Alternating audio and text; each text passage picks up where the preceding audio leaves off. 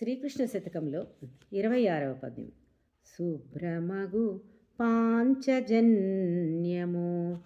అభ్రంకషమగుచు మ్రోవ నాహవ భూమిన్.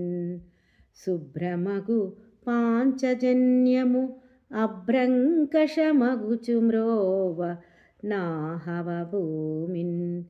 విభ్రమలగు ధనుజసుతా గర్భంబుల పగుల జేయుఘనుడవు కృష్ణా. విభ్రమలగు ధనుజసుతా గర్భంబుల పగుల జేయుఘనుడవు కృష్ణా. కృష్ణ, శుభ్రమగు పాంచజన్యమును ఆకాశమంటున్నట్లు మ్రోగించి యుద్ధభూమిలో అనుజుల గర్భంబులు భేదింపజేయు గనుడవు నీవే కదయ్యా.